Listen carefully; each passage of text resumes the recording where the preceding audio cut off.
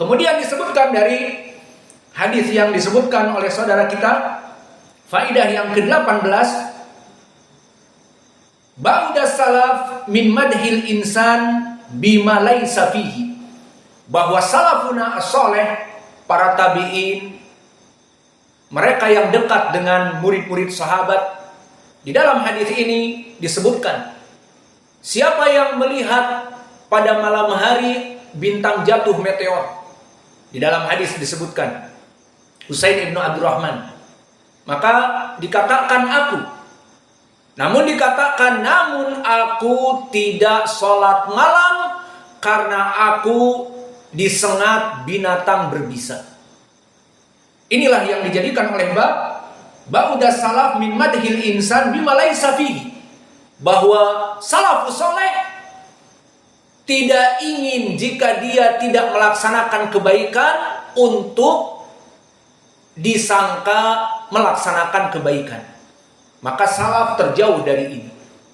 Kenapa? Di sini dia mengatakan, ditanya, siapa yang melihat bintang jatuh semalam, menandakan bintang jatuh itu di malam hari.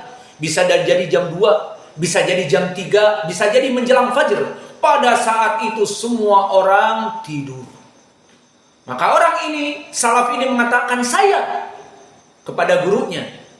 Ditanyakan kepada Husain ibn Abdurrahman dari Sa'id ibn Jubair, siapa yang melihat meteor tadi malam? Saya. Di sini dengan dia mengucapkan saya, tergambar oleh yang menanya, oh berarti dia sholat malam. Itu kan gambarannya.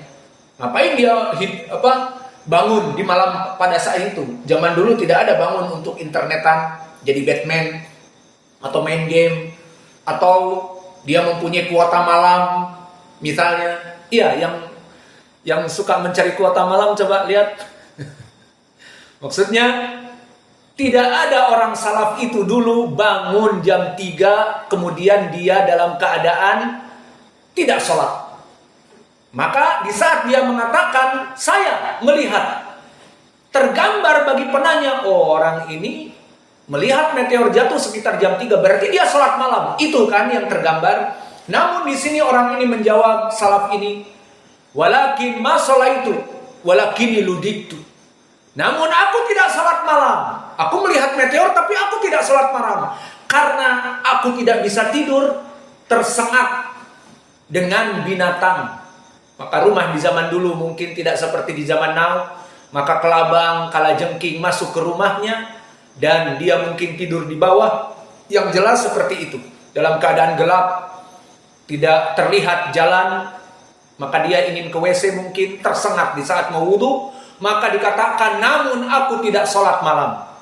Maka di sini salaf tidak menginginkan gurunya berpikiran, oh muridku sholat malam.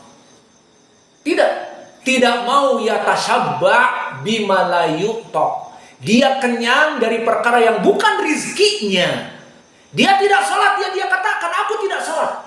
Jadi jangan dipikir, wahai Sa'id ibn Jubair, aku melihat meteor kemudian aku sholat. Justru aku pada saat itu lagi terkena sengatan berbisa dari kalajengking ataupun kelabang. Maka ini ilmu salaf. Tapi orang di zaman now, maka tidak, puasa pun hari Senin, kita tanya puasa apa enggak? Diam, oh berarti puasa. Padahal dia diam. Al-muhim, berbeda antara orang salaf dengan zaman now. Dan antum bisa latihan sidq kepada Allah. Ucapkan kalimat-kalimat yang benar, meskipun itu menyakitkan, meskipun itu pedas ataupun pahit, usahakan. Salat tadi, misalnya kita bangunkan jam 4 adzan awal, kita semprot-semprot air seperti biasa. Masih ada kan? Di situ nanti dibawa. Maka bangun kalian. Namun, seakan kita kunci, kalian pindah ke masjid, tidur di tempat perempuan. Kemudian kita tanya, pada sholat, sunnah apa enggak? Diam. Biar disangka sholat. Paham? Salaf tidak ada seperti itu. Jika tidak, dikatakan tidak. Bahkan pertanyaan Sa'id ibn Jubair di sini tidak mempermasalahkan, oh Masya Allah, Husain ibn Abdurrahman, kamu sholat malam ya? Tidak. Namun keluar sendiri dari dia. Dia langsung mengatakan kepada gurunya, aku melihat meteor. Tersirat oleh gurunya, berarti orang ini sholat malam. Langsung dia nafikan, namun aku tidak sholat malam. Karena pada malam itu aku terkena sengatan. Lihat, bisa seperti itu? Bahkan kalau antum ditanya, sholat malam apa tidak? Nggak sholat tapi diem, biar disangka sholat. Iya, seperti itu. Kalau kita, maka perbaikilah. Kita beribadah untuk Allah. Allah yang mengetahui kita tidak sholat. Kenapa mesti diem disangka oleh ustadznya sholat? Al-muhim, saya membangunkan kalian adzan awal, disemprot, dan kamar-kamar sakan kalian kita kunci. Please, datang ke masjid sholat. Bukan pindah tidur di sini. Paham? Makanya jangan ada lagi yang tidur di sini, di masjid, apalagi di Masjid Nisa, untuk lari dari sakan yang kita kunci jam 4, kalian lari ke masjid. Apa bedanya? Kemudian saat kami menanyakan, pada sholat nggak? Diem. Biar disangka sholat. Maka please, dari sekarang jujur. As-sidq. Karena apa? Sidq, kejujuran itu hanya Allah yang melihat. Meskipun pahit. Tidak Ustaz, tidak sholat malam. Mungkin kita pukul, atau mungkin dinasehati, atau dijewer sedikit. Kenapa tidak sholat? Aku sudah membangunkan kamu, dan sakan sudah ditutup, kamu malah tidur di sini. Cuman dijewer, nggak apa-apa kan? Namun melatih kalian untuk bangun malam, dan mulai dari sekarang sidq. Allah yang melihat kalian. Baik. Itulah yang nanti kalian besar menjadi da'i ilallah yang amanah. Apalagi nanti kalian menjadi da'i ilallah, ini uang untuk dakwah, ini uang untuk membeli ini uang untuk membangun masjid. Datang mungkin ratusan juta kepada tangan kalian. Maka jika kalian tidak terlatih seperti ini, akan lari kemana? Fahim tuh? Maka didikan-didikan seperti sidq ini harus. Maka mulai dari sekarang usahakan lisan kalian benar, karena Allah mempersaksikan kalian. Tidak sholat, bilang tidak sholat. Tidak puasa, bilang tidak puasa. Mudah. Dan ini datang hadis dari Ibnu Mas'ud yang sering kita ulang, muttafaqun alaih. Alaikum bisidq, fa inna sidqa yajurru ilal jannah, au yajurru ilal bir, wal birru yajurru ilal jannah. Maka wajiblah bagi kalian untuk selalu benar dalam perbuatan dan lisan.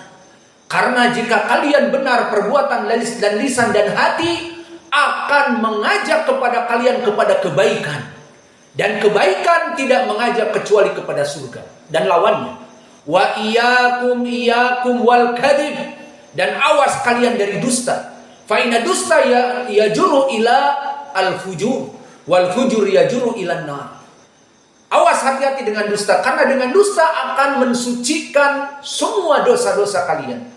Kalian tidak sholat akan berbohong, sholat. Kalian tidak melaksanakan kewajiban-kewajiban akan mengatakan, melaksanakan. Dan bahkan kalian misalnya keluar tanpa izin, ataupun ada yang main game, ataupun nobar, nonton bareng di HP dan sebagainya, kita katakan main game ya, demikian-demikian ya. Tinggal berbohong, selesai. Ataupun keluar tanpa izin. Meskipun keluarnya beli bakso, ya kita katakan boleh saja, cuman minta izin. Maka keluar tanpa izin, semua orang yang melihat kalian melaporkan ke saya, dan kita tunggu pas kalian datang, dari mana? Di situ kok nggak keluar ke pasar misalnya. Semua akan halal dengan kebohongan. Paham? Selamat dari pemukulan, selamat dari iqab. Yang jelas antara dia dengan Allah.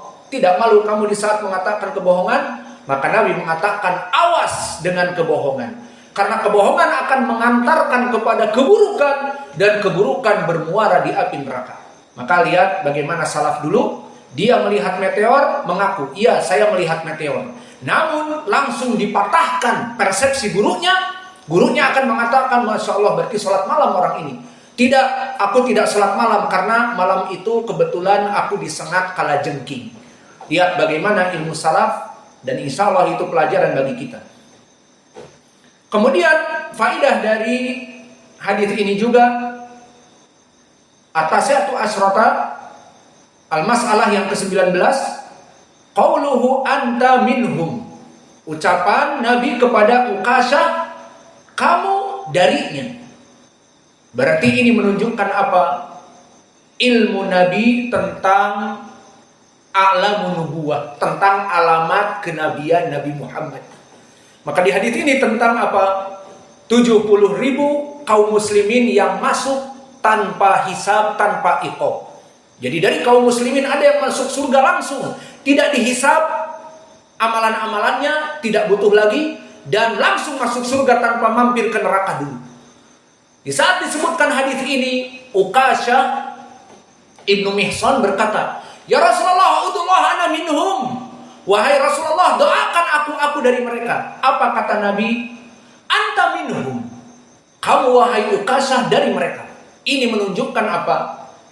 Dalailun nubuwah, tanda kenabian Nabi, bahwa Nabi Muhammad bukan sembarangan seperti kita, seperti bapak-bapak kita.